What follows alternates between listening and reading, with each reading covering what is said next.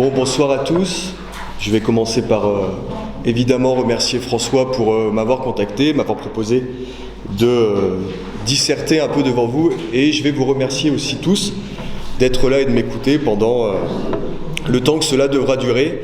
D'autant plus que je ne suis pas philosophe, je n'en ai pas la prétention, je suis plutôt du côté de l'histoire, mais néanmoins je vais quand même essayer de traiter ce thème à travers un angle un peu philosophique, à travers l'étude d'une part d'un concept. Donc là on est du côté de la philosophie, qui est un concept que vous connaissez plutôt bien, ou en tout cas vous avez tous des idées dessus, qui est le concept de populisme.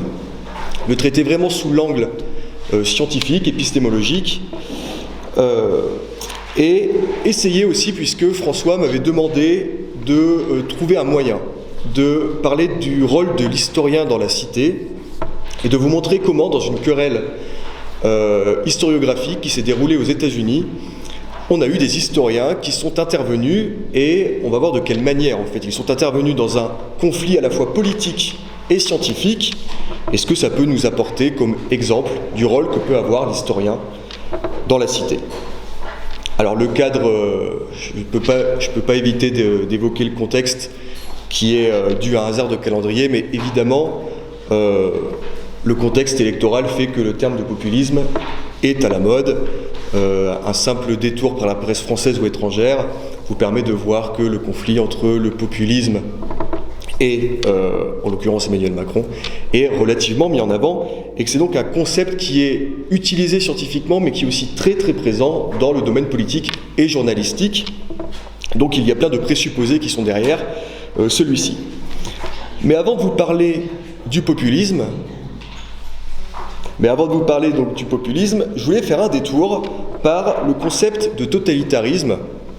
Alors, il y a quelques facilités à le faire, d'une part parce que j'ai regardé votre programme ancien, et en 2018, vous avez eu une conférence de Raphaël Spina qui comparait les totalitarismes nazis et staliniens, donc vous connaissez un peu ce concept.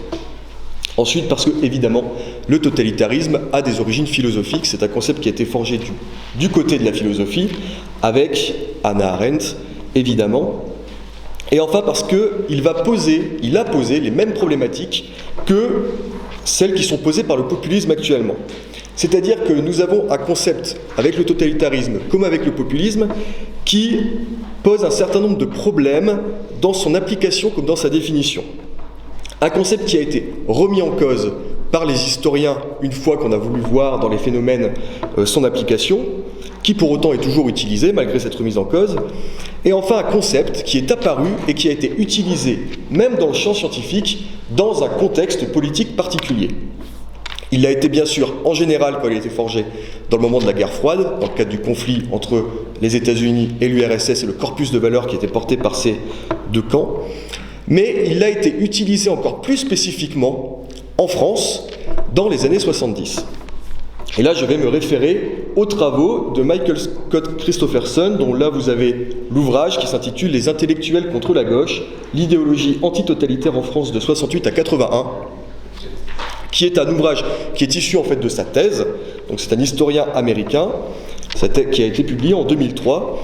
Et vous ne connaissez peut-être pas Christopherson, mais vous connaissez sûrement celui qui a dirigé sa thèse, puisqu'il s'agit ni plus ni moins que de Robert Paxton. Donc on est dans le haut du panier de l'historiographie américaine. Et Christopherson s'est posé une question. Il a remarqué que le concept de totalitarisme et le mouvement antitotalitaire en France arrivent à rebours. Il arrive dans les années 70, alors que le concept lui-même est né dans les années 50. Qu'il a été remis en cause par ceux-là même qui l'ont inventé dès les années 60, qu'il a été peu à la mode en France, et pourtant il réapparaît en France alors qu'il a subi toutes ces critiques. Et il s'est posé la question, comment cela se fait que intellectuels et scientifiques ont utilisé un concept aussi tardivement alors que celui-ci était critiqué et remis en cause. Alors avant cela, je vais quand même revenir sur les origines du totalitarisme rapidement, pour qu'on comprenne un peu la généalogie du concept. Je ne reviens pas sur Hannah Arendt dans les origines du totalitarisme, donc l'ouvrage est écrit en 1951, mais, et ce n'est pas anodin, il a été traduit que dans les années 70 voire pour le 3e tome dans les années 80 en France.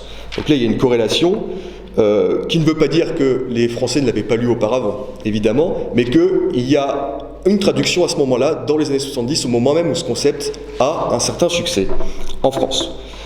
L'autre ouvrage important, c'est un ouvrage de Karl Joachim Friedrich et de Zbigniew Piesinski. Ce sont, malgré leur nom de famille, ce sont deux historiens américains qui ont écrit en 1956 Totalitarian Dictatorship and Autocracy, qui compare en fait les différents systèmes totalitaires, principalement l'URSS et le régime nazi, et qui vont définir les critères qui s'appliquent pour trouver un régime totalitaire. Mais dès les années 60, aussi bien Arendt que les deux auteurs mentionnés vont remettre en cause leur concept. Par exemple, l'usage de la terreur policière va être assoupli. Le fait que l'URSS est en train de s'assouplir en termes d'autoritarisme va aussi faire qu'ils vont remettre en cause la pertinence du concept. Et Arendt, dès 1966, dans une réédition de son livre, va dénoncer les usages politiques qui ont été faits de ce concept et son usage plus général dans le champ scientifique.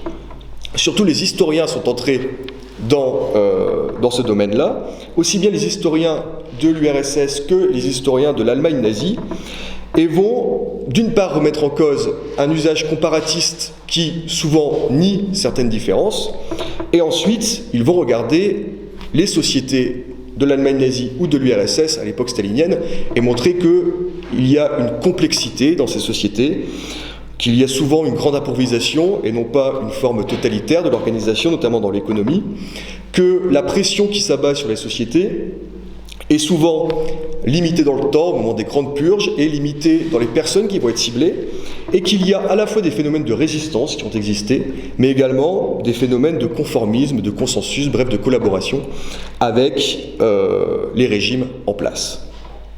Donc, pour résumer, à partir des fin des années 60, début des années 70, le concept est abandonné, ou en tout cas très critiqué, aussi bien par les historiens que par ceux qui l'ont forgé. Or, en France, c'est à ce moment-là qu'il émerge dans le débat public et dans le champ scientifique. Et Christopherson souligne un contexte politique particulier qui va expliquer cet essor. À partir des années 60, alors que les intellectuels étaient jusque-là soit des compagnons de route du Parti communiste, ou en tout cas, ils avaient une vision plutôt positive, généralement, du PCF, en lien avec la résistance principalement, beaucoup d'intellectuels et de chercheurs vont, dans le courant de 68, emprunter une direction gauchiste, j'emploie le terme dans son sens scientifique, pas dans son sens péjoratif, et vont se détacher en fait du Parti communiste qui lui-même a du mal à faire son agendamiento. Et à partir du moment où l'union de la gauche va se dessiner et que ces intellectuels vont avoir peur que ce soit le Parti communiste qui en prenne la tête, ils vont se saisir du concept de totalitarisme pour remettre en cause, en fait, notamment le Parti communiste et en général l'URSS. Donc il va y avoir un usage là qui va être un peu ambivalent, qui va être à la fois politique, mais également scientifique, puisqu'il y aura des philosophes, les nouveaux philosophes, alors on va considérer que ce sont des philosophes pour la conférence, mais également des personnalités qui sont plus installées. Je vais revenir très rapidement sur François Furet, notamment comme historien. Donc vous voyez là un usage d'un concept qui va être mis en cause, qui va être très généraliste, et qui pourtant va réémerger dans un contexte politique particulier, et qui en France va en plus gagner en profondeur historique. Vous savez que souvent le problème c'est que l'histoire demeure un argument et que donner de la profondeur à quelque chose permet de le consolider. Cet argument historique et cette généalogie du totalitarisme, c'est principalement François Furet qui va la faire, en faisant remonter non pas le totalitarisme à des expériences assez récentes, celles des régimes dictatoriaux des années 30-40, mais jusqu'à la Révolution française, en passant bien sûr par le marxisme et enfin par l'URSS et l'Allemagne nazie. Cette approche de François Furet va évidemment donner lieu à de grands débats avec d'autres historiens spécialistes de la Révolution française. On va surtout le dénoncer à une simple histoire des idées qui ne se concentre pas assez sur la complexité du phénomène. On va dénoncer également son interprétation de la terreur. Mais ce qui va être intéressant ici, c'est vraiment cette dimension qui va essayer de remonter le plus loin possible et mélanger finalement des expériences historiques assez diverses, de la terreur en passant par l'URSS. Je souligne aussi également, pour rebondir sur le populisme, que certains scientifiques qui ont écrit sur ce thème font partie de ce qu'on peut appeler la galaxie Furet, notamment Rosan Vallon, qui a écrit très récemment un ouvrage sur le populisme et qui a été plus ou moins propulsé par Furet à l'époque, et que l'attaque contre la Révolution française, du moins le côté totalitaire de la Révolution française, est son penchant populiste, on va dire, puisque François Furet dit que le peuple roi, érigé comme tel en 1793, est la matrice du totalitarisme de cette révolution. Donc, la mise en place du peuple, avant tout, fait partie de la matrice totalitaire, voire est la matrice totalitaire de la Révolution française. Et je vous livre ici une hypothèse, mais je pense que les travaux de François Furet des années 80, et notamment ceux qui arrivent après Penser la Révolution française, donc après cet ouvrage qui est sorti en 78, constituent vraiment le fond intellectuel sur lequel va ensuite pouvoir émerger, dans un second temps, un nouveau concept et tous les travaux sur le populisme et tout ce que cela va charrier. Je vous propose, pour finir avec Christopherson et passer réellement au populisme, de vous citer un très court extrait et peut-être imaginer comment dans cet extrait on pourrait remplacer les termes totalitarisme et antitotalitarisme par les termes de populisme et antipopulisme, en se mettant, bien sûr, quelques 30-40 ans plus tard, évidemment. Il conclut. Ce livre défend la thèse que l'antitotalitarisme français des années 70 a relevé d'enjeux plutôt politiques que proprement intellectuels. Motivé par des questions avant tout hexagonales et restant cantonné, l'antitotalitarisme français ne s'est guère intéressé aux débats étrangers sur le sujet. De fait, on ne trouve pratiquement aucune référence substantielle aux écrits anglo-américains et allemands qui n'ont commencé à intéresser les intellectuels français que dans les années 80. Un sort étrange, bien que prévisible, pour un concept au pédigré aussi international que celui-là. L'instrumentalisation politique de l'antitotalitarisme durant les années 70 a également beaucoup restreint son champ d'application. Développé pour critiquer le PCF et l'alliance que le PS avait conclue avec ce parti, la critique du totalitarisme s'est presque exclusivement intéressée au totalitarisme de gauche. Elle a voulu retrouver les origines du totalitarisme dans le marxisme, les idéologies utopistes, à la fois l'opinion politique et la tradition révolutionnaire française. L'analyse concrète de l'histoire soviétique a été négligée et le nazisme n'avait pas non plus sa place dans les analyses antitotalitaires de cette période. Cette longue introduction sur le totalitarisme, en fait, me permet de reprendre tous les angles qu'on pourrait adopter pour avoir une analyse critique, justement, du concept de populisme. Et je vais essayer de vous montrer comment ce concept équivoque encore de nos jours. Je vais vous le montrer en contexte français, et notamment comment ces usages, principalement scientifiques, peuvent être critiqués. Est apparu, le populisme tel qu'on le connaît aujourd'hui est apparu dans un contexte certes différent, mais bien politique, aux États-Unis dans les années 50, en lien avec le macartisme, et comment des intellectuels ont forgé le concept de populisme tel qu'on le connaît aujourd'hui, lui ont donné une généalogie dans le temps long, en remontant à la fin du 19e sur un mouvement, un parti qu'on a appelé le People's Party. Et je vais vous montrer ensuite comment les historiens spécialistes de ce parti politique de la fin du 19e sont intervenus dans le débat pour montrer comment ce nouveau concept était non seulement équivoque, mais même à rejeter à travers une mauvaise interprétation que ces scientifiques avaient eue du People's Party lui-même. Mais pour cela, il faut quand même que je commence par vous présenter le concept de populisme, dans quel contexte il est apparu en France, et quels sont les reproches qu'on peut lui faire. Je précise, je ne sais pas si vous avez déjà eu une conférence ou si vous allez la voir, mais je sais qu'il y a dans le programme une conférence sur le populisme chez Ernesto Laclau, qui est un chercheur, enfin qui était du moins un chercheur argentin.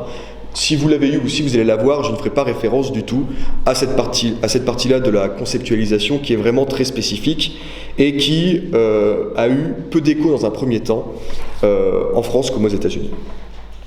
Donc, commencez par mettre en avant ce concept comme étant équivoque et peut-être mettre en avant son contexte d'apparition. Je vous ai fait passer une bibliographie indicative, et là je ferai référence à beaucoup d'auteurs, donc je vous ai facilité la tâche en fait pour que vous puissiez vous y retrouver. Et je vais vous montrer comment ce concept est apparu en France dans un contexte politique très particulier, en deux temps, en deux vagues. Les ouvrages sont classés par chronologie et non pas par ordre alphabétique, avec une première vague dans les années 90, du moins à la fin des années 90 et au début des années 2000, au moment où il y a un renouvellement en France, mais également en Europe, de l'extrême droite, et un certain essor électoral, bien sûr lié pour ce qui est de la France à une émergence du Front National de plus en plus importante qui va pas s'achever, mais qui va culminer, on va dire, dans un premier temps, avec le second tour des élections de 2002. Le premier article qu'on pourrait soulever, et qui est vraiment structurant pour toute la pensée du populisme en France, c'est un article de Pierre-André Taguieff, en 1997, qui s'intitule « Le populisme et la science politique ». Un article intéressant puisqu'il revient en fait sur l'élaboration de ce concept depuis les années 50 à travers différents pays, et qui soulève toutes les ambiguïtés que celui pose et qu'il pose en fait toujours. Pourtant, Taguieff va décider que malgré la confusion qu'il peut apporter, il peut être utile, et il revient finalement sur le fait qu'il y a en effet des mouvements qui peuvent mélanger des choses contradictoires, notamment d'un côté une idée socialisante, on ne dira pas socialiste, et l'autoritarisme, l'idéalisation du peuple authentique qui est mise en avant, la démagogie du populisme, et il va insister sur une expérience particulière, ce qu'il appelle le national-populisme, en l'illustrant avec le cas de Jean-Marie Le Pen. Je précise qu'il a écrit plus tard l'illusion populiste, qui va justement être un ouvrage un peu plus solide, un peu plus complet, qui va revenir en fait sur ce qu'il avait déjà ébauché dans cet article. Au même moment, il est suivi par Guy Hermé, qui écrit en 98 La trahison démocratique, puis en 2001 Les populismes dans le monde, qui prend à peu près la même perspective que Pierre-André Taguieff. Et je citerai pour finir Jean-Pierre Rioux, qui écrit Les populismes en 98, et Alexandre Dorna, qui en 99 fait le premier que sais-je français sur le populisme. Je vous fais remarquer que ce sont avant tout des politistes qui peuvent avoir un lien avec l'histoire, mais là ce sont des ouvrages de politistes, principalement. La deuxième vague apparaît un peu plus tard, après la crise de 2008, et à partir des années notamment 2010, à la fois quand il y a une montée encore plus importante de l'extrême droite dans toute l'Europe, mais également un intérêt pour une vague nouvelle de la gauche, toujours en Amérique latine, mais également en Europe, notamment en Europe du Sud, en Espagne, en Grèce ou en France. Là encore, plusieurs ouvrages paraissent à ce moment-là. Pierre Binbaum, qui écrit Jeunesse du populisme, Le peuple et les gros en 2012, puis Bertrand Badi en 2019, Marc Lazare, je l'ai indiqué aussi, Pierre Rosanvallon que j'ai mentionné pour les plus récents, Le siècle du populisme en 2020, ou Pascal Perrineau, Le populisme en 2021. Vous voyez là, on a encore une fois beaucoup d'historiens des idées ou de politistes qui sont liés en particulier à Sciences Po pour la plupart d'entre eux. Et j'ai mentionné également deux ouvrages qui ne sont pas français, mais qui ont eu un impact très important, qui sont toujours mentionnés depuis qu'ils ont été écrits par les différents auteurs en France. C'est l'ouvrage de Jan Werner Müller, Qu'est-ce que le populisme en version française, ou celui de Casmude, Populisme, une très courte introduction. Je vous ai mis les ouvrages dans leur édition d'origine, le premier étant rédigé en allemand et le deuxième en anglais, Casmude étant un chercheur néerlandais, je le précise. Donc vous voyez qu'il y a deux vagues décrites sur le populisme, et ces vagues sont liées à un contexte politique très précis. Principalement la montée de l'extrême droite, des formes de mobilisation populaire autour de celle-ci, et à bien des égards, si on se réfère à ces ouvrages, le populisme revient avant tout ici à repenser, dans d'autres termes, l'extrême droite du XXIe siècle, et permet aussi parfois de le mêler à des forces qui sont plutôt issues de la gauche, que ce soit en Amérique latine ou en Europe. Ils font toujours référence aux premiers travaux qui ont pu être faits à l'étranger, qui étaient souvent des travaux comparatistes, mais qui étaient très humbles finalement dans leur démarche, Les premiers travaux sur le populisme, qui apparaissent dès les années 60-70, qui sont très rares, essayent de réfléchir à des mouvements politiques un peu inclassables, qui échappent aux catégorisations, et essayent de voir si on peut réfléchir à de nouvelles catégorisations, des contextes, des sorts particuliers. Là, ce n'est pas le cas. La démarche part vraiment du concept et essaye parfois de l'appliquer. Et parfois, ce qu'on peut critiquer, c'est de l'appliquer au forceps en mélangeant des mouvements politiques qui, a priori, n'auraient pas à être rassemblés. C'est problématique sous deux aspects, si on se réfère à l'ensemble de ces bibliographies. Premièrement, c'est le flou définitionnel du concept de populisme. Si on se réfère à ces ouvrages, on va avoir énormément de mal à trouver une définition du populisme. Au pire, on aura une liste d'exemples, et donc ce sera à nous un peu d'essayer de faire une unité à travers ces différents exemples. Au mieux, une liste de caractéristiques. Alors, je ne suis pas philosophe, mais définir un concept par ses attributs sans revenir à la substance, ça peut paraître a priori compliqué, voire condamnable, surtout quand ces attributs sont contradictoires. Par exemple, on a des mouvements qui sont à la fois autoritaires et démocratiques, qui sont à la fois de gauche et de droite. S'ils ne sont pas contradictoires, parfois on utilise le populisme pour des choses qui existent déjà par ailleurs. Là, je me réfère au sociologue Federico Tarragoni, dont j'ai mis le titre de l'ouvrage, qui souligne par exemple que si populisme veut dire démagogie, il n'y a pas de raison d'avoir un nouveau concept pour quelque chose qu'on connaît depuis très longtemps et qui est déjà utilisé pour qualifier ce qui est la démagogie. Il en va de même pour extrême droite, qui est une catégorisation politique qui est éculée, qu'on connaît bien, et qui a toujours sa pertinence, ou pour nationalisme également, et parfois populisme revient à renommer des choses qui avaient déjà un nom auparavant, et où il n'y avait pas de problème en fait sur l'usage de ce terme. Ou enfin, une critique que, c'est plutôt moi qui vais la prononcer celle-là, c'est que le terme de populisme englobe parfois, a des attributs qui sont tellement récurrents dans le champ politique en général, qu'on comprend très rapidement qu'on puisse mettre à peu près tout et n'importe quoi dedans. Typiquement la place du leader. Souvent, quand on parle du populisme, on met en avant la place du leader.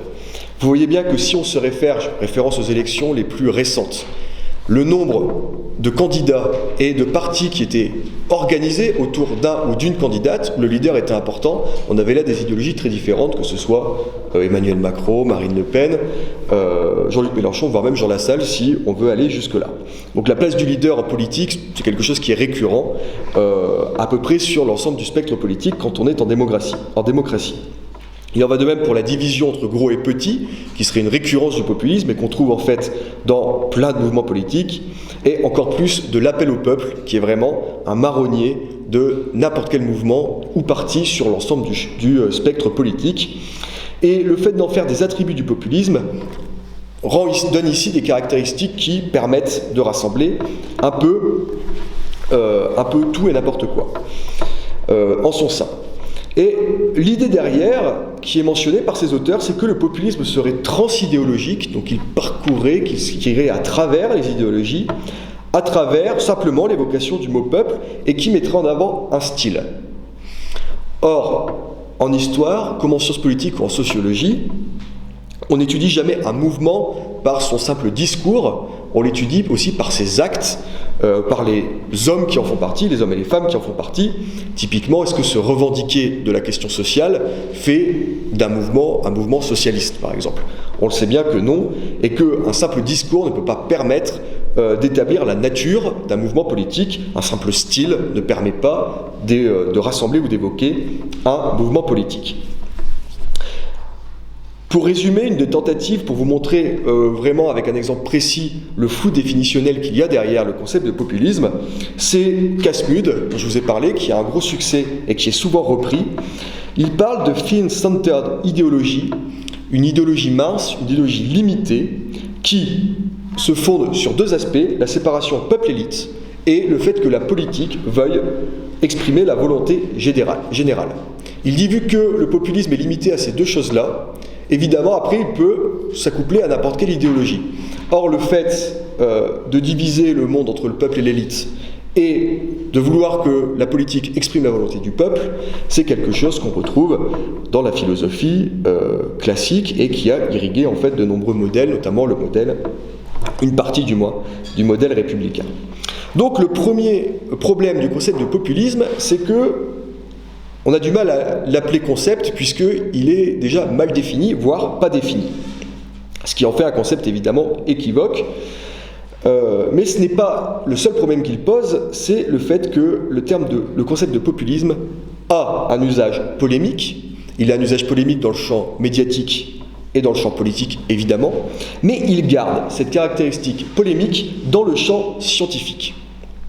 On peut multiplier les ouvrages qui parlent de maladie de la démocratie pour parler du populisme, ou alors de menaces contre la démocratie.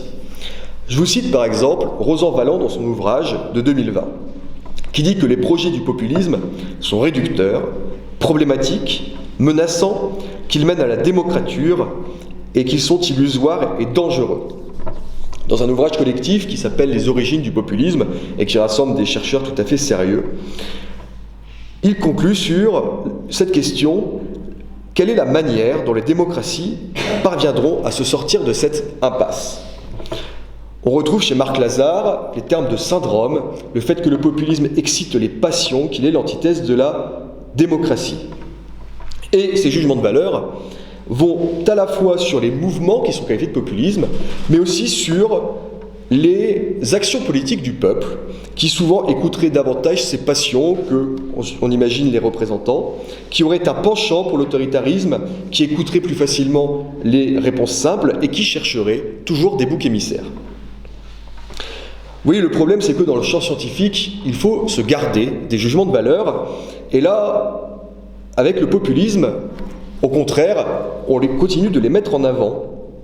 Si bien que, pour reprendre les mots de Federico Tarragoni, il parle pour tous ces chercheurs d'experts en menaces démocratiques et il les rassemble sous le terme de populologie pour essayer de mettre en avant le manque de rigueur de ces différents ouvrages.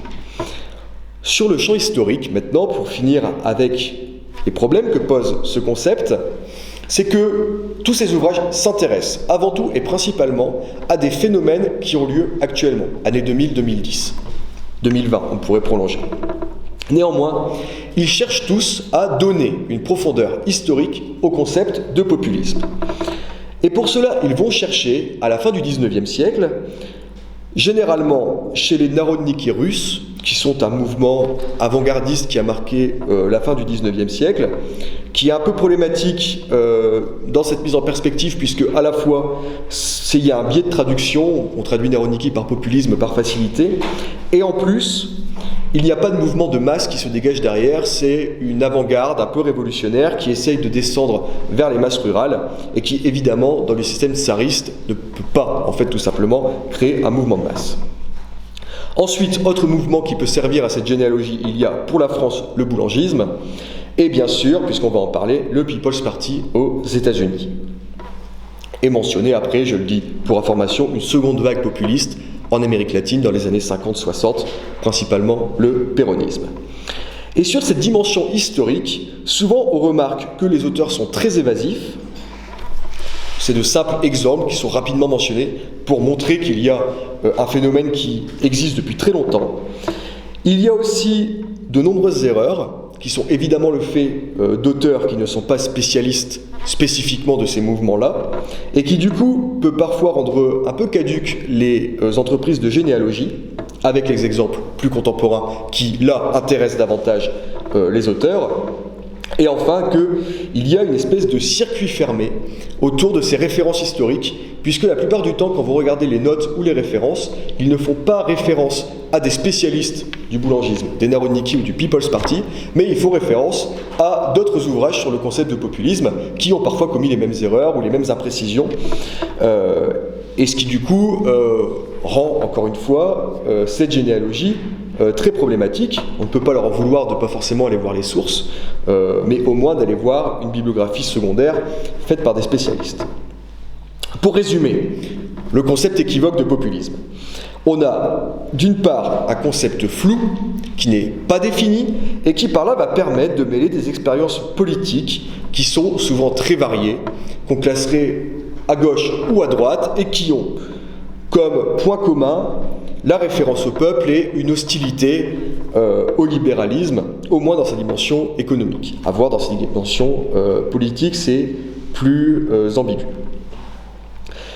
Il y a donc premièrement le flou définitionnel. Deuxièmement, toujours à côté polémique, une hostilité des auteurs et des chercheurs face à ces mouvements et une hostilité qui est prononcée dans leurs ouvrages, une condamnation de ces mouvements, qui va jusqu'à des préjugés antipopulaires ou du moins des préjugés dans le comportement des masses dans le monde politique et une dimension historique qui sert simplement d'argumentum ad antiquitatem et qui commet des erreurs sur des phénomènes historiques anciens, erreurs qui permettent des généalogies qu'on pourrait facilement remettre en question. Et pour comprendre l'origine du problème, il faut retourner, il faut remonter dans le temps d'une part et s'éloigner géographiquement. C'est ce que je vous propose de faire dans un deuxième temps. Il faut aller aux États-Unis dans les années 50, puisque c'est là que le concept de populisme tel que je vous l'ai décrit est apparu dans un contexte également politique très précis, et c'est là aussi qu'une généalogie avec le 19e siècle est apparue. Alors, je le mentionne pour information, je fais en partie référence aux travaux de Yves Viltard, et notamment un de ses articles qui s'appelle « Archéologie du populisme, les intellectuels libéraux saisis par le macartisme », un article écrit en 1999, qui est un article français, c'est le seul en langue française qui a déblayé un peu cette question. Je fais aussi référence à un certain nombre d'auteurs américains, spécialistes du People's Party, sur lesquels je vais revenir plus tard. Donc, je vous les mentionnerai à ce moment-là pour établir en fait les origines de ce concept de populisme, son inscription dans un contexte particulier et bien sûr la critique qu'on peut faire dans la généalogie que ces auteurs ont forgée. L'origine du concept de populisme, tel que on vient de le voir et tel qu'il s'exprime encore actuellement, remonte aux années 50 donc, et principalement à un ouvrage collectif qui s'appelle The New American Right, qui va rassembler un certain nombre d'intellectuels sous la direction du sociologue Daniel Bell, je vous ai mis la référence de cet ouvrage, dont deux qui vont nous intéresser plus particulièrement, Peter Vierek et Richard Hofstadter, qui est peut-être le plus connu des trois. Ils partent de la réflexion d'une évolution de la droite radicale aux États-Unis, et je dis droite radicale à dessein puisque cet ouvrage collectif va être renommé justement The New Radical Right dans les années 60, au moment où justement d'un phénomène particulier que vous connaissez qui est le macartisme. Ces différents intellectuels et chercheurs sont des libéraux dans le sens américain du terme, c'est-à-dire des intellectuels de gauche, mais qui ont une position anticommuniste et qui vont se détacher du libéralisme américain traditionnel et notamment des mouvements sociaux. Je vous mets ces pensées politiques qui sont en arrière-plan puisqu'elles sont très importantes pour expliquer leur interprétation du macartisme et le déroulé vers le populisme. Ils pensent un libéralisme qui va être gestionnaire, pragmatique, et ils vont mettre ce pragmatisme en lien avec la tradition américaine, et très proche des grandes universités et de l'appareil d'État. Et ils vont avoir une certaine hostilité pour tout ce qui va être trop radical dans le mouvement libéral états-unien. Et d'ailleurs, Viltard souligne que ce tournant d'un certain nombre de chercheurs libéraux en termes politiques vient de l'essor dans les années 50 de la pensée antitotalitaire, aux États-Unis au moment même où le concept-là apparaît, qui va jeter une vraie confusion et une vraie hostilité à toute forme de mouvance radicale, en l'occurrence qu'elle soit de gauche ou de droite, dans une partie des intellectuels, notamment dans les grandes universités. Et ils décident de réfléchir ensemble au phénomène qui a lieu, le macartisme, en lui donnant une nouvelle interprétation. Selon eux, Le macartisme n'est pas réellement une chasse aux sorcières vis-à-vis d'un certain nombre d'individus qui sont liés de plus ou moins loin à la pensée socialiste, voire communiste. En fait, le véritable adversaire, ce sont les intellectuels libéraux qui ont pu avoir des responsabilités politiques aux États-Unis ou un lien avec l'establishment, que ce soit les institutions politiques, technocratiques ou les grandes universités. Pour résumer, ce sont eux les vraies victimes du macartisme, si vous voulez, on peut le dire comme ça. Le macartisme n'est pas un mouvement anticommuniste, c'est un mouvement contre une élite. C'est ce qui change, et Hofstadter d'ailleurs, dans cet ouvrage, intitule son écrit « La révolte contre l'élite ». Une élite face à laquelle le macartisme va essayer de mobiliser le peuple. Donc là, je vous la donne, l'opposition peuple-élite, là vous l'avez ici. Et d'ailleurs, comment mobiliser le peuple?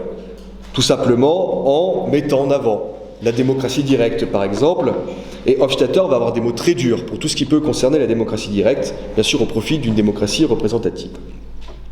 Or, le problème qui s'est posé pour ces différents chercheurs, c'est qu'il fallait qu'ils identifient à un moment ou à un autre un mouvement social qui soutiendrait le macartisme, ce qui n'était pas évident. Il le fallait parce que s'ils voulaient faire le lien avec le populisme, puisqu'ils sont en train de faire émerger ce concept, il fallait aussi qu'il y ait un peuple qui soit mobilisé derrière. Et ils vont travailler à définir le portrait type. Ils vont vraiment réfléchir au portrait type en fait de l'Américain qui soutient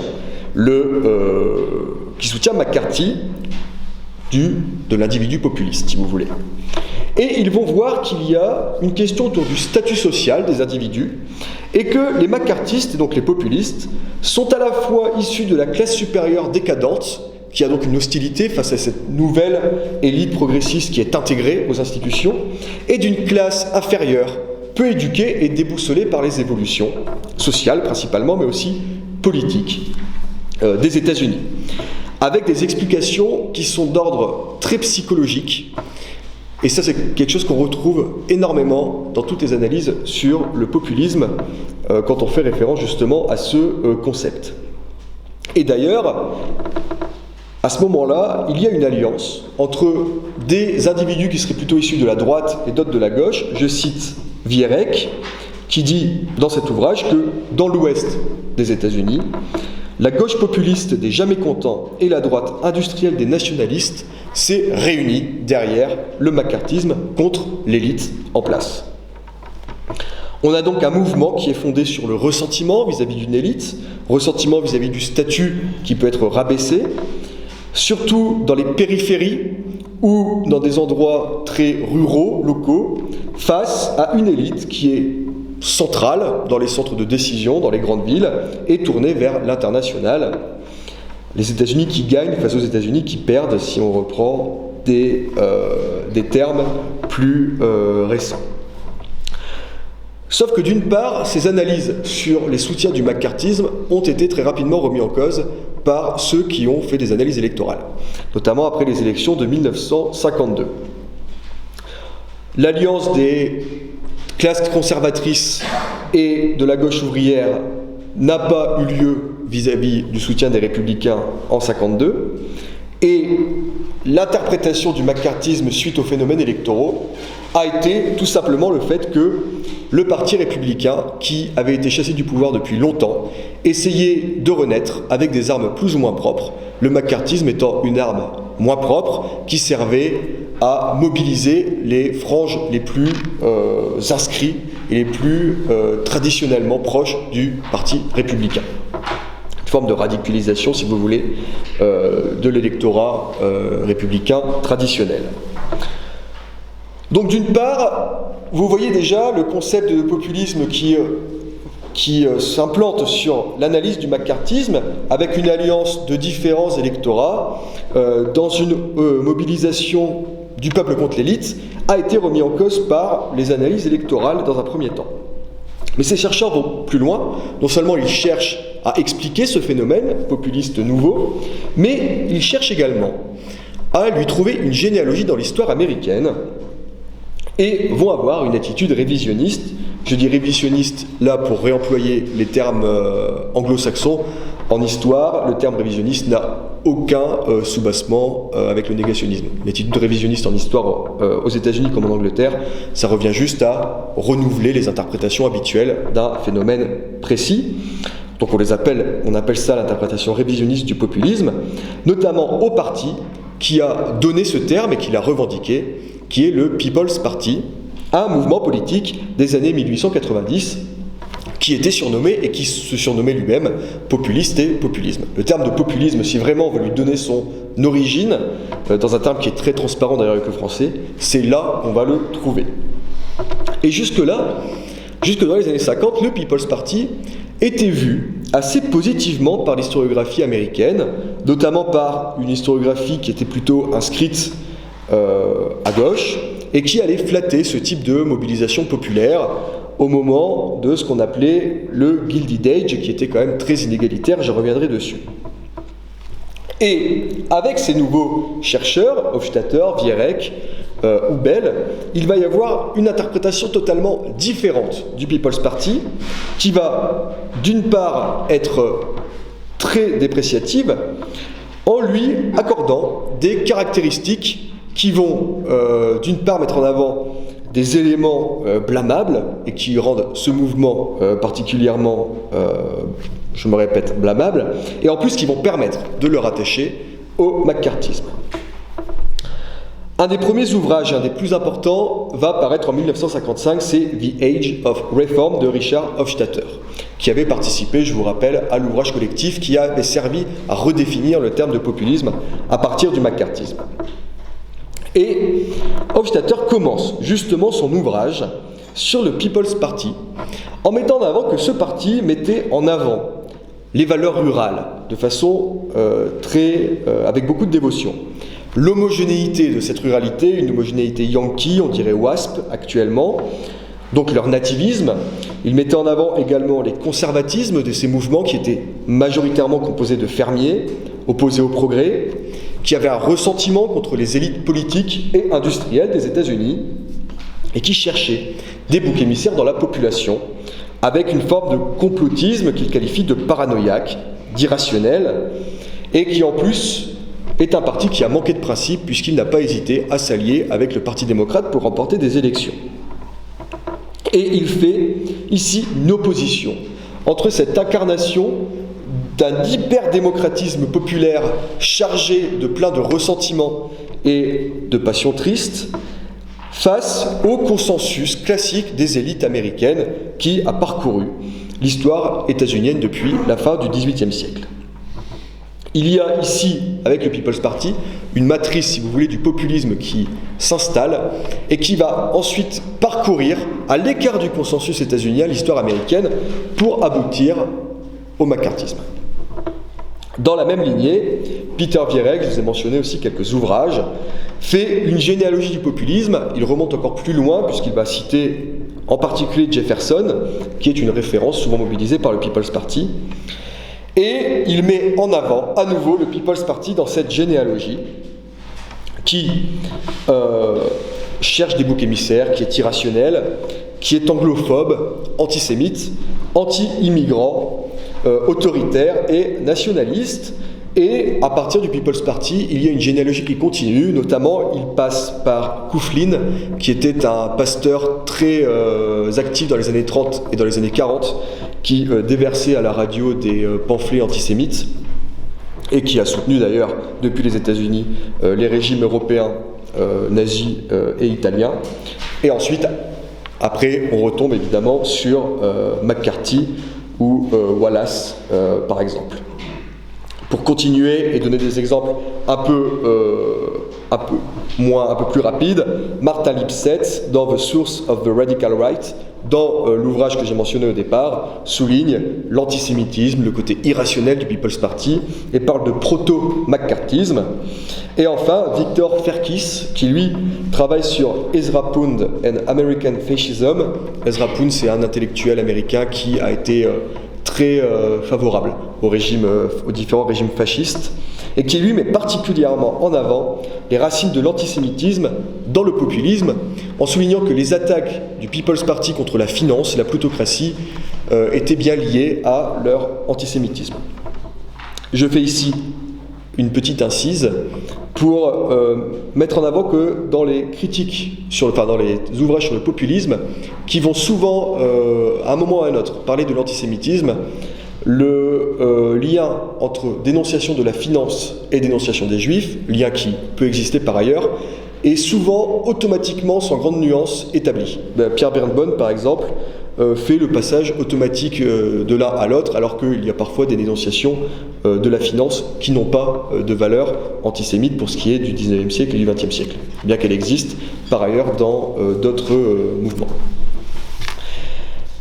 Alors, voilà comment le concept de populisme, dans sa version contemporaine, apparaît aux États-Unis à travers les écrits d'un certain nombre de chercheurs. On a vu qu'il y avait un contexte qui était important, qui est le contexte du macartisme, et qui est celui dans lequel ce terme a pris racine, et à ce moment-là, il prend un nouveau sens aux États-Unis. Avant, il ne qualifiait que le People's Party.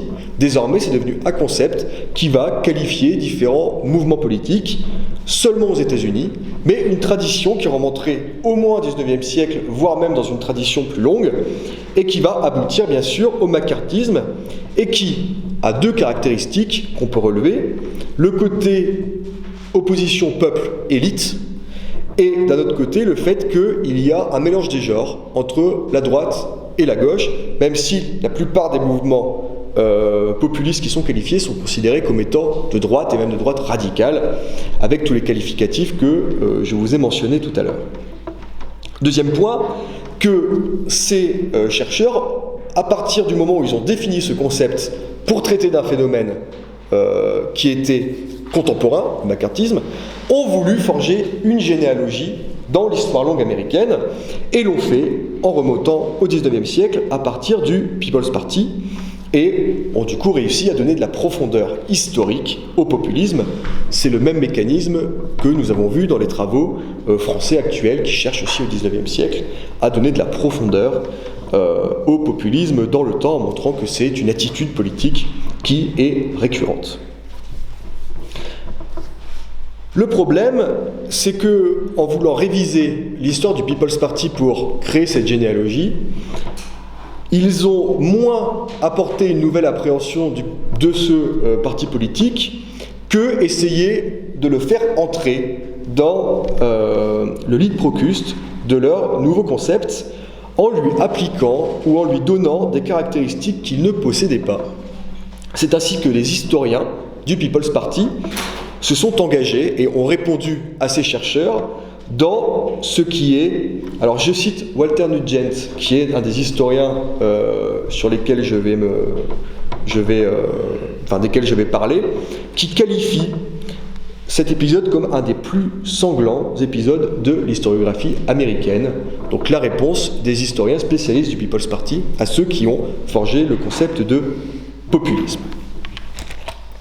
Et je me permets de boire un peu d'eau avant de continuer sur cette troisième partie.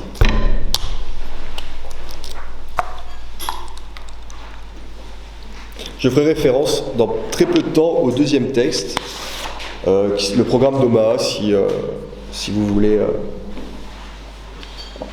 l'avoir devant les yeux. Alors la contre-attaque des historiens spécialistes du People's Party. Il faut peut-être que je vous donne quelques éléments pour que vous puissiez situer quel est ce parti qui n'est peut-être pas connu par la plupart d'entre vous, et remonter rapidement au contexte. Le contexte d'après-guerre civile, donc ce qu'on appelle la guerre civile, c'est bien sûr la guerre de sécession, qui a lancé dans les États-Unis en général un certain nombre de promesses démocratiques, alors évidemment vis-à-vis des populations afro-américaines qui ne sont plus esclaves, mais en général dans la société américaine, promesses démocratiques qui ne sont pas tenues dans la phase qui va suivre la reconstruction des États-Unis et d'après-guerre par les élites politiques, dans un cadre qui est d'autant plus compliqué qu'il y a une crise économique qui va traverser tout le monde occidental à la fin du XIXe siècle et qui va toucher principalement les populations rurales des États-Unis. Il y a un lien entre les déceptions politiques et économiques à ce moment-là, puisque ce qu'on appelle le Gilded Age, c'est-à-dire la fin du XIXe siècle, est marqué par un pouvoir politique, des monopoles et des trusts. C'est vraiment un moment où les grandes firmes capitalistes vont s'affirmer, et vont s'affirmer avec le soutien des élites politiques et de façon assez sauvage et dominatrice. De nombreuses organisations politiques vont naître tout au long de la période pour essayer de s'opposer à ce cours des choses. Et c'est vraiment le People's Party qui va réussir à concentrer un maximum de puissance. Le parti va naître dans le Midwest, mais également dans le sud des États-Unis, en rassemblant d'une part les organisations de fermiers, qui étaient très touchées par la crise, et qui étaient rassemblées auparavant dans différents mouvements, des alliances de fermiers ou encore ce qu'on appelle la Grange, mais également certaines organisations ouvrières, notamment les Chevaliers du Travail, les Knights of Labor, et des mouvements réformistes, socialistes ou socialisants, comme le mouvement Single Tax. Et enfin, pour ce qui est du Midwest, un certain nombre d'hommes politiques qui sont les plus radicaux au sein du parti républicain. Et ce rassemblement va faire du People's Party le tiers-parti le plus imposant de l'histoire des États-Unis au XIXe siècle, puisqu'en 1892, leur candidat obtient 8% du suffrage populaire aux élections présidentielles, qu'ils vont obtenir un certain nombre de représentants au Congrès, mais aussi des sénateurs, et surtout, ils vont parvenir à diriger des chambres locales. Il y a des parlements locaux, c'est le bicaméralisme et au niveau des États, et également des gouverneurs, donc c'est la branche exécutive du pouvoir politique au niveau de l'État. Néanmoins, il reste un tiers-parti. Pour parvenir au pouvoir, ils font une alliance avec le Parti démocrate en 1896, derrière la candidature de Bryan, qui est un échec. Et le parti va finir par se désintégrer, les électeurs comme les militants intégrant l'un ou l'autre des deux partis, desquels, par ailleurs, ils pouvaient venir. Certains vont avoir des parcours un peu plus alambiqués, mais ça ne nous intéresse pas ici. Alors, leur programme, il est trop long pour être détaillé. Néanmoins, je vous ai mis en avant ce qu'on appelle l'Omaha Platform, donc le programme d'Omaha, qui a été rédigé en 1892 et qui, avant comme après, va être la structure des idées politiques du People's Party. Je ne vais pas revenir sur tous les points, il y en a trop, mais pour vous montrer qu'il y a des points qui sont très contextuels et qui sont notamment sur des questions monétaires, mais qui tournent toujours autour d'un partage plus équitable de la richesse, de la lutte contre les monopoles industriels, et également des monopoles comme ceux des chemins de fer, ça revient très souvent, sur une égalité d'accès à la monnaie, sur le développement d'un certain nombre de services publics, notamment au niveau bancaire, sur une meilleure répartition de la terre. Et dans la deuxième partie, la déclaration d'opinion, la déclaration de sentiment, vous verrez, il y a aussi un certain nombre de demandes démocratiques, comme par exemple la volonté de mettre un impôt sur le revenu, les élections au bulletin secret, le fait d'élire le président et les sénateurs au suffrage direct, ce qui est le cas pour les sénateurs actuellement, ce qui n'était pas le cas à l'époque, le travail de 8 heures, la suppression par exemple du système des Pinkerton, c'était une milice qui servait à réprimer les grévistes, et d'autres choses. Je rajoute peut-être un élément qui n'est pas dans ce texte-là, mais qui va être quelque chose de très défendu par le People's Party, c'est l'accès au droit de vote pour les femmes. Mais il n'est pas mentionné dans ce programme politique, il va être davantage mis en avant dans les années suivantes. Donc là, vous avez le programme principal. Je reviendrai sur un point parce qu'il a maintenu l'attention des premiers chercheurs que j'ai mentionnés. C'est une traduction qui vaut ce qu'elle vaut. Après, je ne vais pas me gargariser de dire qu'elle est inédite. Elle a peut-être été traduite par ailleurs, je n'ai pas trouvé, donc c'est une traduction que j'ai réalisée pour cette conférence spécifiquement. Donc vous pardonnerez peut-être des erreurs, des approximations. Donc vous avez à peu près le programme et l'historique de ce People's Party qui serait le premier phénomène populiste de l'histoire. Et a priori, d'après ce que je vous ai dit et de ce que vous pouvez lire, il y a peu à voir avec le macartisme et peu à voir avec le populisme tel qu'il a été défini dans les années 50. Néanmoins, ces différents chercheurs des années 50 ont donné à ce mouvement un certain nombre de caractéristiques: l'antisémitisme, l'anglophobie, le nativisme, le côté conservateur, réactionnaire, anti-progrès. Et c'est sur ces accusations que les historiens, spécialistes du mouvement, ont eu à intervenir, en particulier les historiens qui étaient spécialistes du mouvement dans le Midwest, où il a eu son implantation la plus longue, la plus précoce également, et surtout ce sont les grands noms du People's Party, enfin les grands noms du People's Party sont issus principalement des États du Midwest et notamment du Kansas. C'est pour ça que je vais faire référence en particulier à des historiens qui ont travaillé sur cet État. Alors, quand ils réagissent dans les années 60, ces historiens rejettent en bloc le nouveau concept de populisme. Walter Nugent, qui a écrit The Tolerant Populists, qui est la réponse la plus aboutie à ce nouveau concept, qui revient justement sur les People's Party au Kansas, un ouvrage non traduit. Tous les ouvrages dont je vais vous parler ne sont pas traduits. Et qui a parlé d'un mauvais usage et d'une perversion qui a irrité les historiens à propos de ce nouveau concept de populisme. Jane Clanton, qui est un autre historien spécialiste du People's Party au Kansas, affiche un mépris pour l'usage ahistorique du populisme en vogue chez les politistes et les journalistes qu'il rassemble dans un seul et même bloc. Mais le premier historien qui est intervenu dans cette guerre historiographique va être Norman Pollack, qui va répondre directement et nommément à Richard Hofstadter avec une critique de l'ouvrage The Age of Reform. Sa première attaque est d'ordre méthodologique. Il va lui reprocher de ne pas utiliser assez de sources, voire de ne pas en utiliser du tout ou presque. Il dénonce un deuxième point qui est un peu une marotte des historiens, c'est une démonstration qui est non historique. C'est ce qu'on peut reprocher souvent à l'usage des idées, qui va parfois utiliser un concept, trouver des termes à droite à gauche et réussir à faire une généalogie comme ça, qui n'embrasse pas en fait la complexité des phénomènes qui peuvent être rassemblés. Donc c'est ça qu'il reproche au nouveau populisme, et notamment de rassembler le People's Party avec le macartisme en l'occurrence. Ensuite, il va répondre aux différents arguments. Le fait que le People's Party ait développé une utopie qui regarderait vers le passé, alors qu'en fait, il suffit de se plonger rapidement sur les sources pour voir que les fermiers du Midwest sont à la fois marqués par l'idée de progrès, passionnés par l'industrie, mais aussi par les évolutions de l'agriculture. Ce sont des fermiers qui sont endettés justement parce qu'ils ont énormément investi dans les nouvelles machines et dans les engrais chimiques qui sont en train de se développer, et qui pensent réellement et qui croient au progrès comme de nombreux individus du 19e siècle de façon assez classiquement.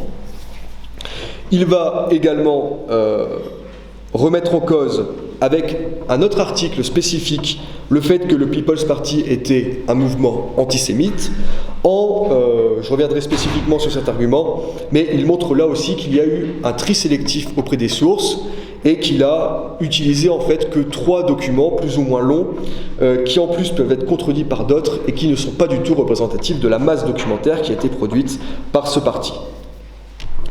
Et Pollack va être un des historiens finalement les plus actifs dans les années 60. J'ai mentionné son ouvrage qui vraiment synthétise le corpus d'idées populistes pour mettre en avant quelle était l'idéologie du People's Party dans The Populist Response to Industrial America, Midwestern Populist Thought. Et il justifie dans cet ouvrage le fait qu'il s'intéresse particulièrement au populisme dans le Midwest. Et un des ouvrages les plus complets, malgré tout, Norman Pollack est le premier, mais un des ouvrages les plus complets est celui de Walter Nugent, The Tolerant Populists, en 1963. Donc vous voyez, c'est vraiment juste après Pollack et juste après le nouveau concept dans les années 50, qui conditionne tous ces chapitres à la réponse d'une des attaques qui a été faite sur le People's Party pour montrer que les sources viennent les contredire. Typiquement, le fait que le People's Party aurait une attitude nativiste et très hostile aux migrants. Il montre que certes, le parti va être majoritairement composé d'individus nés aux États-Unis, mais c'est le cas en fait de la population du Kansas en général, mais qui va recruter dans les différentes communautés de façon assez égale. Les comtés les différents comtés du Kansas sont très marqués en fait par des populations de migrants. Il y a des comtés où il y a quasiment que des gens d'origine allemande, donc c'est assez simple en fait de voir l'implantation du parti et les résultats électoraux dans telle ou telle communauté. Que ce parti a produit dans notre langue de la propagande, et que s'il y a un discours hostile à un pays étranger, c'est principalement à l'Angleterre, et il est tourné soit parce que l'Angleterre est encore une monarchie, le People's Party maintient les traditions américaines républicaines, mais également parce quand c'est pour des questions de monopole étranger, financier ou industriel, puisque les entreprises anglaises vont énormément investir aux États-Unis. Il y a un point spécifique qu'il faut peut-être mentionner pour être honnête, c'est la question de la migration des migrants chinois. Vous avez le point 4 qui y fait référence, pas explicitement, donc moi je voulais expliciter entre parenthèses, c'est le travail sous contrat. Le travail sous contrat, c'est le travail issu de Chine, et c'est une attaque qui est assez générale, qui n'est pas propre au People's Party, puisque la première loi qui va limiter l'immigration chinoise est votée en 1882. Donc le People's Party n'existait pas à l'époque, donc c'est quelque chose qui est très généralisé en fait dans la population américaine, et surtout dans l'Ouest, où en effet il va y avoir une immigration de travail chinoise dans le chemin de fer ou dans les mines particulièrement, qui va concurrencer le travail américain. Mais souvent cette critique est associée à une critique des conditions de travail de ces travailleurs chinois qui sont surexploités et renvoyés à l'esclavage qui pourtant avait été aboli. Pour augmenter cette interprétation, les attaques contre le travail des Chinois, contre l'immigration chinoise de travail, est souvent mise au même titre que celle contre le travail des prisonniers. Le People's Party est très hostile à la mise au travail des prisonniers puisqu'ils sont également surexploités sans réelle rétribution. Nugent finit par mettre en avant qu'il y a aux États-Unis, à ce moment-là, des organisations nativistes et que le People's Party va combattre ardemment les différentes organisations nativistes, notamment l'APA, mais je ne viens pas sur ce point spécifique qui est trop précis. Donc, premier point. Deuxième point, Nugent met en avant que le côté conservatisme social ou tourné vers le passé va à l'encontre en fait des caractéristiques presque pré-socialistes, je reprends un peu ces termes, ou plutôt réformistes on va dire pour être plus précis, au niveau social, qui sont à la fois pour le progrès industriel, pour le progrès technique, mais aussi très favorables au mouvement ouvrier qu'il va souvent défendre et qu'il va essayer de rassembler sous sa coupe. De même, le discours très hostile au monopole, je voulais mentionner ici, mais qui ne remet pas en cause le goût pour le progrès et pour l'industrie. De plus, le côté rural est à nuancer puisque, d'une part, les fermiers du Midwest sont en fait issus de régions urbaines, c'est des migrants très récents. Le Kansas, en 1890, c'est 30% de la population qui est née au Kansas. Les autres se sont déplacés pour accéder à la propriété et à la ferme.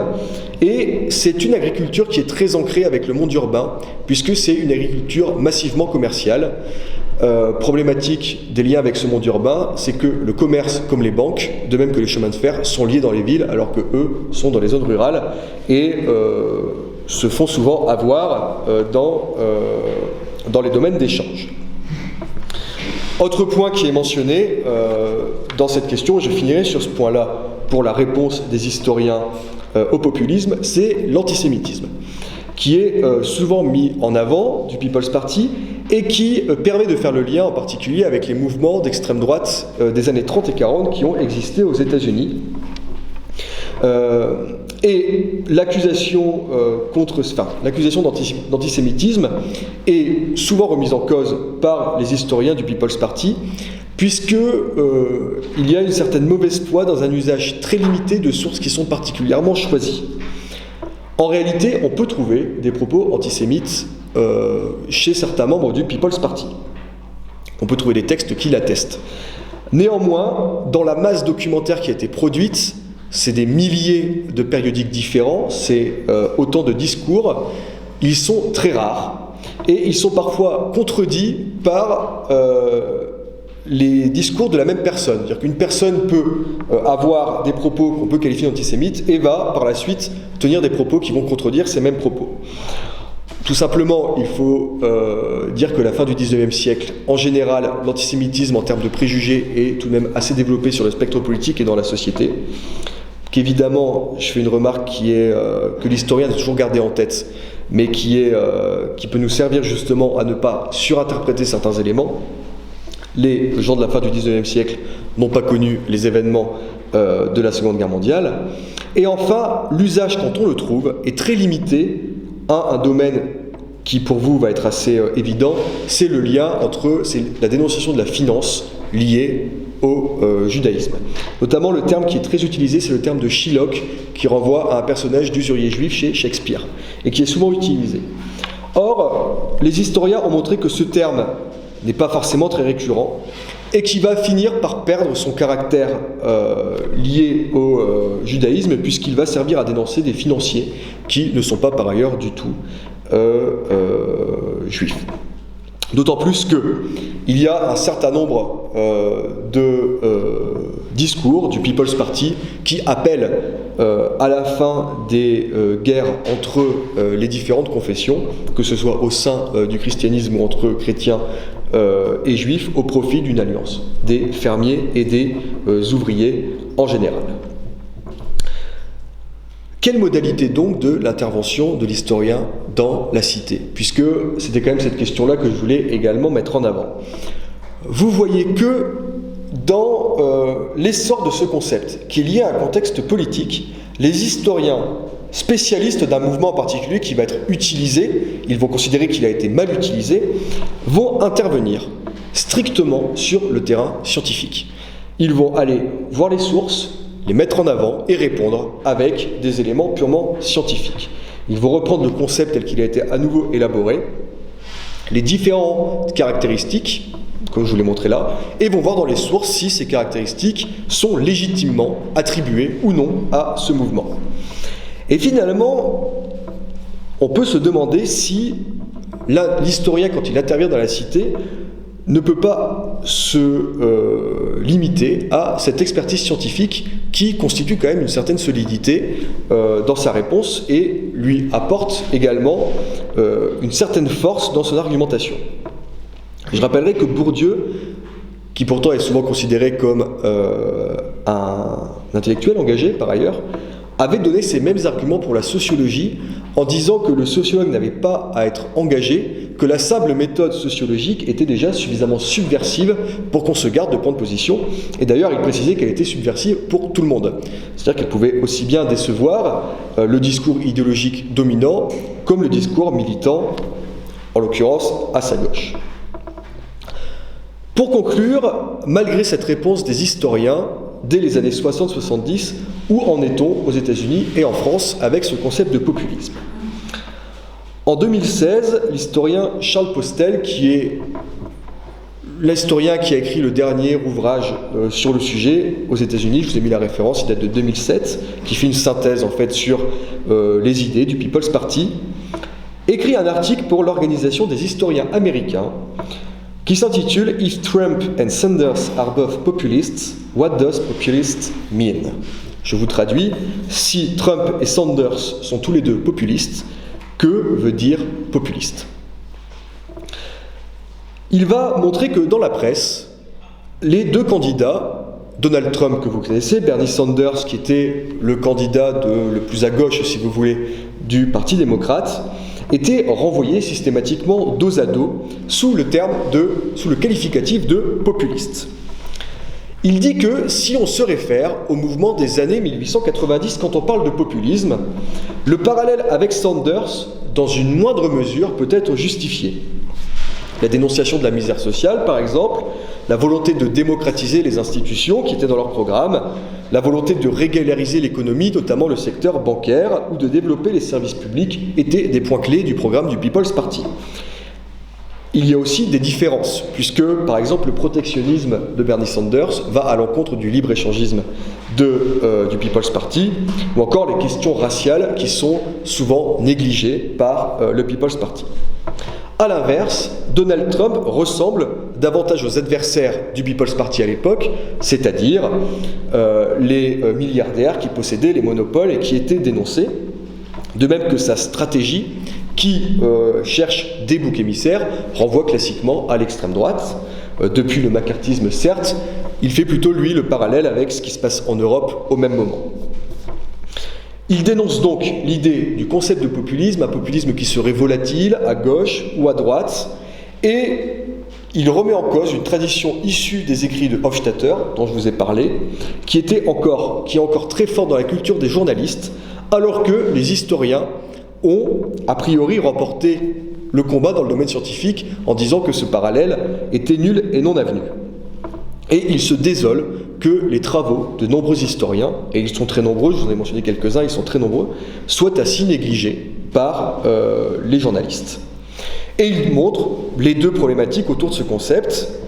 Un concept développé sur un siècle sans prendre en compte les travaux des spécialistes, et un terme qui reste flou et qui permet de rassembler un peu tout et n'importe qui derrière celui-ci. Alors, quelle est la position des chercheurs désormais face à ce concept, en France comme aux États-Unis? Le premier, qui est tenu par de nombreux chercheurs, spécialistes ou non, qui travaillent ou non sur le populisme, va être d'abandonner complètement le concept. De dire, dans le champ scientifique, on n'a pas à parler de populisme. Ça, c'est flou, ça mélange tout et n'importe quoi. C'est, à mon sens, un peu dommage, puisque ça a quand même initié des travaux comparatifs et des dialogues aussi entre différentes disciplines universitaires, sociologie, philosophie, histoire bien sûr, et sciences politiques. Il y a des revues même qui se sont spécialisées qui permettent un dialogue. D'autres ont choisi de ne pas trop se formaliser avec le concept de populisme en mentionnant des mouvements de masse un peu inclassables, un peu démagogique. C'est, je cite Bertrand Joly qui vient d'écrire un très bon ouvrage sur le boulangisme, c'est l'usage qu'il en fait. Il ne développe pas le concept, voilà, un mouvement de masse un peu démagogique qui va rassembler des individus très variés, c'est du populisme, mais il ne va pas plus loin pour cela. Ensuite, il y a ceux qui ont décidé de le redéfinir. Je vous ai mentionné Federico Tarragoni qui parle d'esprit démocratique du populisme et qui enlève tout, qui, sous le prisme de cette généalogie qui est remontée au People's Party, va enlever tout ce qui est d'extrême droite dans le populisme. D'autres préfèrent parler d'un populisme spécifiquement de gauche ou un autre spécifiquement de droite. Je vous donne un peu les pistes qui sont dans le champ historique. Ce que je ne voudrais pas que vous compreniez par rapport à ce cheminement que je vous ai mis, c'est qu'il ne faut pas refuser de questionner le passé à partir de problématiques qui sont contemporaines et qui sont marquées par des contextes. J'aime bien cette phrase de Benedetto Croce qui disait « Toute histoire digne de ce nom est histoire contemporaine ». Il ne disait pas là que étudier le Moyen-Âge n'est pas intéressant, il disait qu'une histoire digne de ce nom, quand on interroge le passé, il faut toujours le faire avec des problématiques qui vont être celles du temps présent, qui vont nous interroger. Donc réinterroger, réinvestir des phénomènes passés sous le prisme d'interrogation contemporaine, c'est à peu près la démarche de l'historien depuis que l'histoire est science. Et en effet, si le populisme est un enjeu de notre temps, si on sent qu'il y a quelque chose derrière ce concept, on peut retourner vers le passé pour voir si des phénomènes peuvent nous éclairer, peuvent remettre en cause éventuellement ce concept, avec une limite peut-être, c'est ne pas forcer les événements à rentrer dans un concept préalablement défini. Aux États-Unis, on peut dire que la question a été tranchée. Il y a deux populismes, c'est ce que j'ai voulu mentionner dans le titre de la conférence. Il y a le populisme qui renvoie au People's Party, au mouvement, donc là, historiquement daté, le populisme tel qu'on l'entend en France, le concept flou et polémique comme je l'ai mentionné. Ce concept-là, si on veut l'utiliser, encore faudra-t-il l'épurer de tous ces aspects polémiques, que le jugement de valeur disparaisse en fait petit à petit de son usage, et que peut-être les chercheurs qui vont s'y atteler se décident enfin à lui trouver une définition qui soit suffisamment solide pour qu'on puisse l'employer et éventuellement le critiquer. Par là, les historiens il leur reste dans ce débat à faire œuvre d'historien à mon sens, c'est-à-dire à remonter vers le phénomène, consulter les sources, être honnête vis-à-vis d'elles et essayer de voir ce qu'ils peuvent apporter au débat de façon évidemment critique. Je vous remercie. J'ai tenu le temps imparti, je crois. Merci.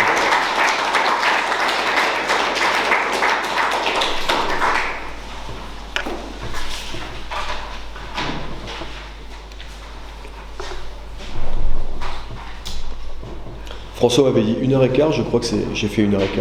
Donc j'ai au moins réussi le côté chronologique.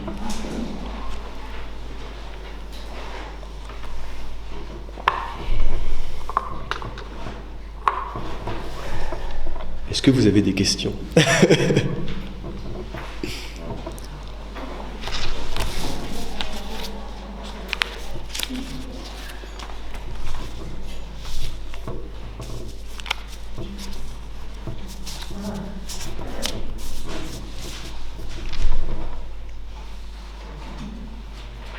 Deux questions qui sont un peu marginales par rapport je les prends. à votre projet. Pendant le début, lorsque vous évoquez le totalitarisme, Oui. Généralement, alors moi je ne suis pas sur le plan de l'utilisation scientifique éventuelle de ce concept, mais sur la notion commune. En règle générale, le totalitarisme, ce n'est pas un terme qui est revendiqué, c'est un terme qui sert à dénoncer, à condamner. Oui.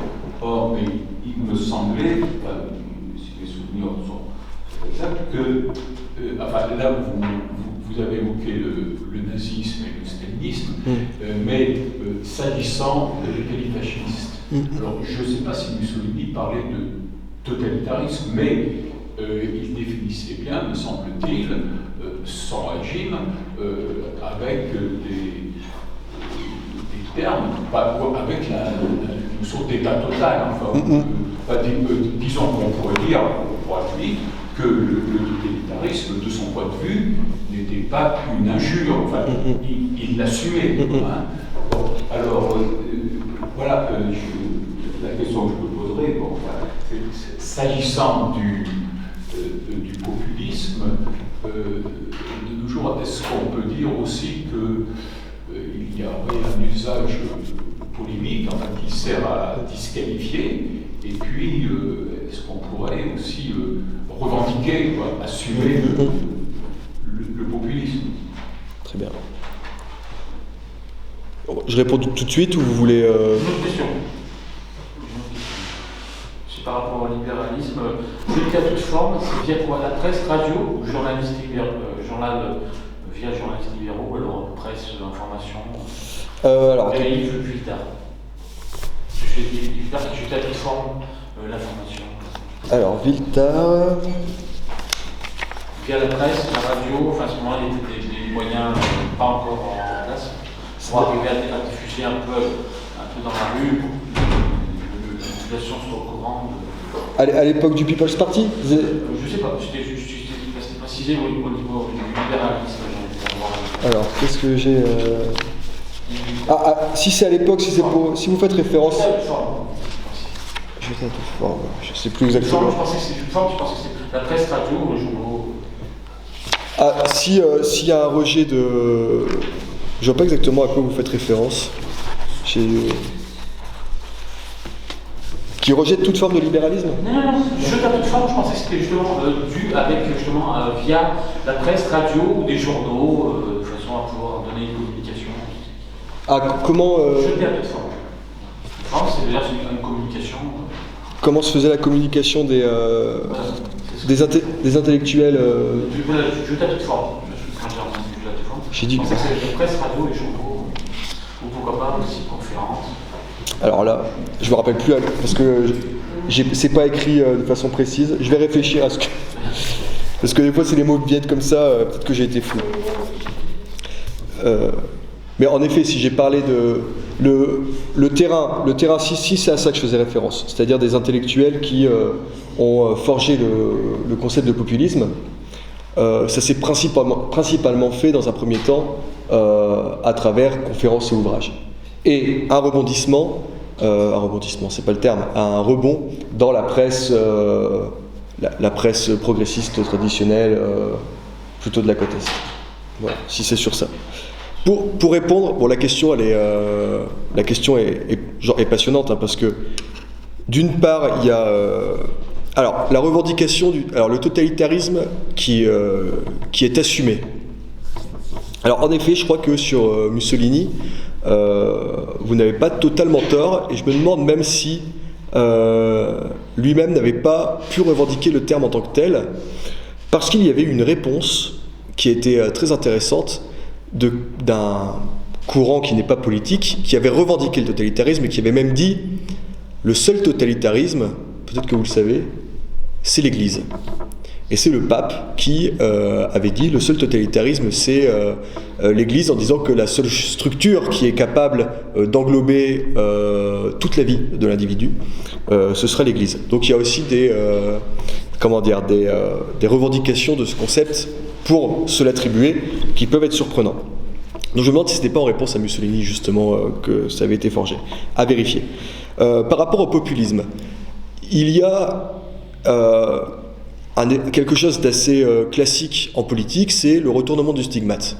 C'est-à-dire que quand un terme est inventé pour accuser et pour dénoncer un mouvement politique, certains mouvements politiques vont dire « eh bien, j'assume, je le reprends ».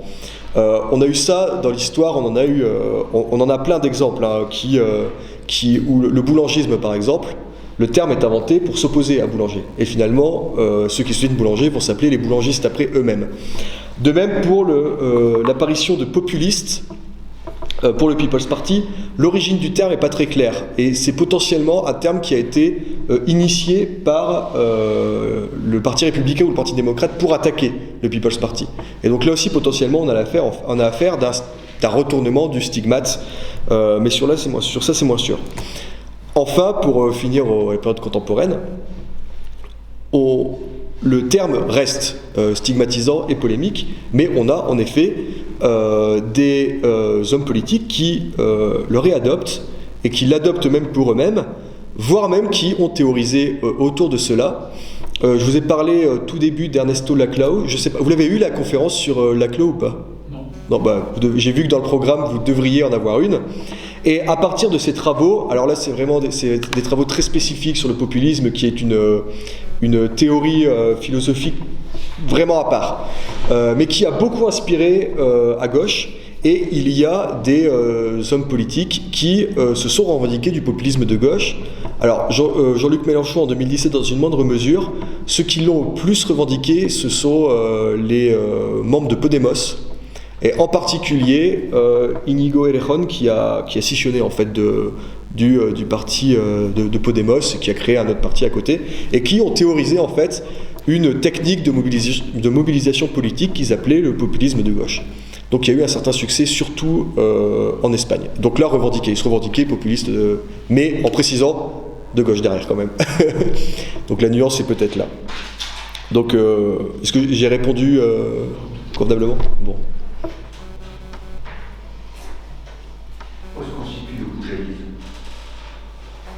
Alors, où est-ce que constitue le poujadisme ? Si on prend les écrits que j'ai mentionnés sur la France au tout départ, dedans. Voilà. Là, pas de problème. Voilà. Là, il le situe dedans. Et puisque ces écrits-là s'intéressent beaucoup à l'extrême droite actuelle, le lien, il est très facile à faire, en l'occurrence. C'est plus problématique quand on remonte dans l'histoire et quand on vient utiliser des mouvements politiques qui sont plus difficilement associables en fait. Et oui, à chaque fois le poujadisme c'est une des étapes de l'histoire du populisme en Europe. D'ailleurs, Marc Lazare dans son ouvrage Peuplocratie, qui en fait une comparaison également entre l'Italie et la France, mentionne un mouvement qui est à peu près similaire, qui s'appelait l'uomo qualunque, enfin l'homme du quelconque, l'homme commun. l'Homo Kalunko, qui était un mouvement politique voilà, qui est apparu dans les années 50, je crois, et qui était un peu sur les mêmes fondements que le poujadisme en l'occurrence.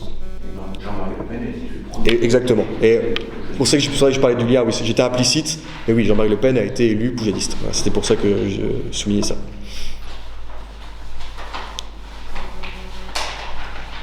Oui.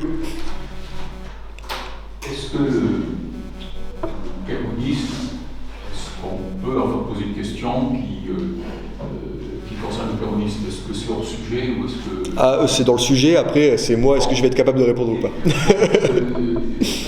me souviens, il y a 50 ans, ça, j'avais eu un film qui s'appelait L'Or des Brassiers, Solanas, je ne sais pas si vous avez vu, c'était un film qui durait bien 3-4 heures, en 2 parties.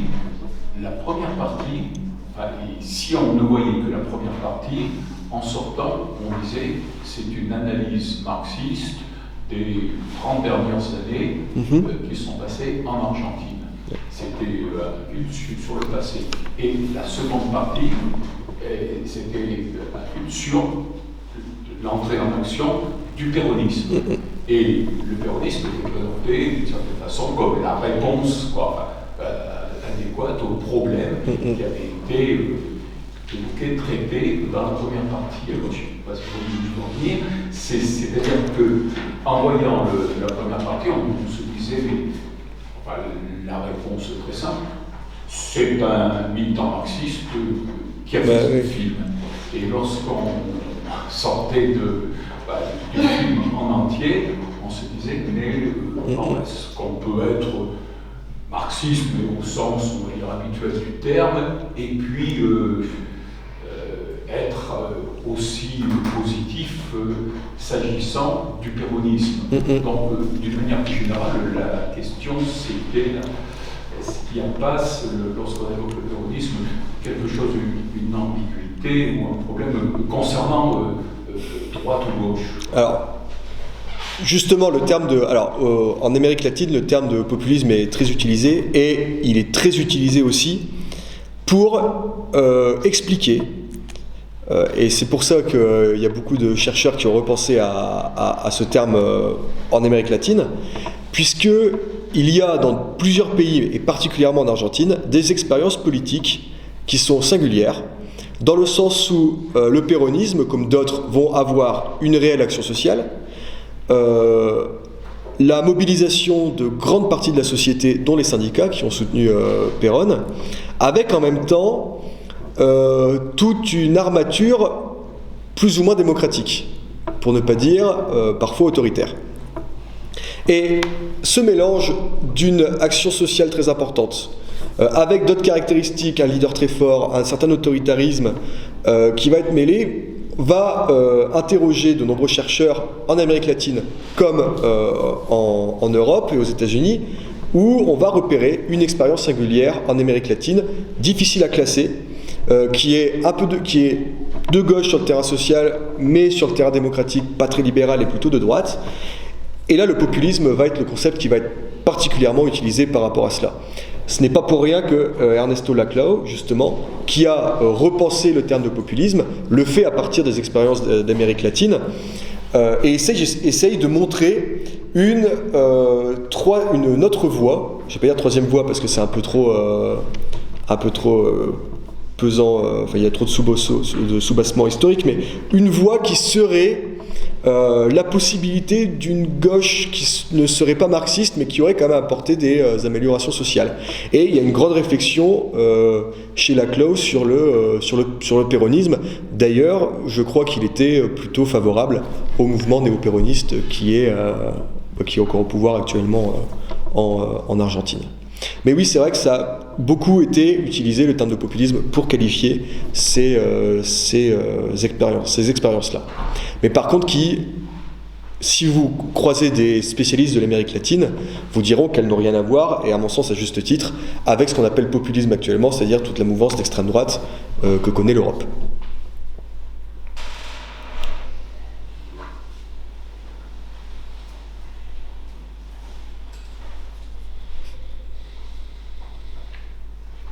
L'avenir du populisme, parce qu'il y a un champ très ouvert.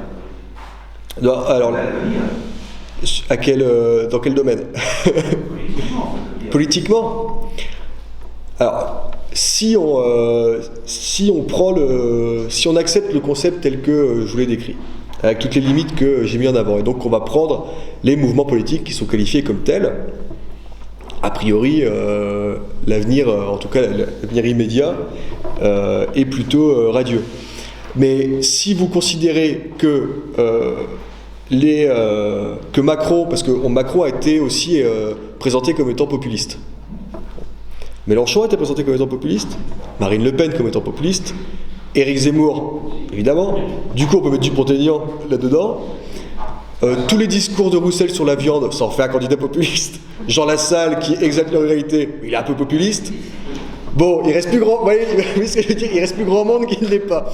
Donc, c'est pour ça que ce concept, quand ça reprend des éléments comme ça qui nous paraissent évidents, mais qui sont un peu...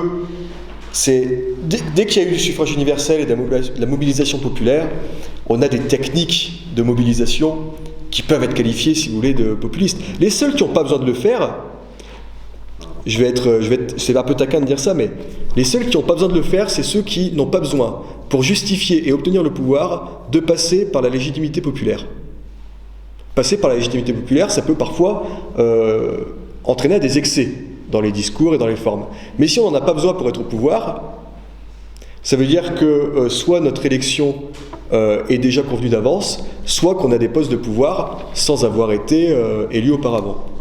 Un commissaire européen n'a pas besoin d'être populiste, puisqu'il n'est pas élu. Vous voyez ce que je veux dire? Donc en fait, c'est pour ça que quand je vous montre que tout le champ politique est populiste, c'est parce qu'ils ont tous besoin de faire appel au suffrage. Et donc il y a des techniques, mais bon, c'est des techniques politiques propres à la démocratie. Voilà, c'est pour ça que... Oui. Qu'est-ce que veut dire De Gaulle quand il dit j'aime le populo? Oh, de la démagogie. De la démagogie, à mon avis. Oui, bah, ils le disent. Oui, il y a un discours qui peut être présent à droite comme à gauche. Après-guerre aussi, parce que les élites n'ont pas tous été particulièrement brillantes pendant cette période-là, qui parcourent aussi bien le champ gaulliste, mais au Parti communiste, il y a eu pendant aussi très longtemps un discours hostile à une partie de l'élite, et qui a parfois rendu aussi les relations complexes entre intellectuels et le parti politique dedans, quoi. Donc ce discours, oui, anti-élite, anti-intellectuel, il n'existe pas qu'à l'extrême droite, et il a existé à droite, et il a existé à gauche aussi également, quoi. Les Uniens refusent de serrer la main du général de Gaulle quand il va à la réunion. C'est vrai. Le général de Gaulle, il est libriste, il reprend ses affaires et rentre à l'église. Oui, tout à fait vrai. Tout à fait vrai. D'ailleurs, on quitte le champ là, mais c'est Jean-Pierre Chevènement en parle dans ses mémoires et condamne justement cette réaction des Ulmiens, puisque voilà. Mais bon, ça n'a rien à voir là avec le sujet.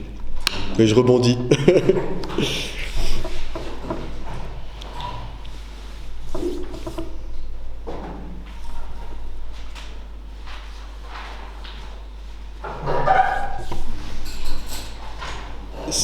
Je pense que c'est la question. S'il n'y a pas de questions.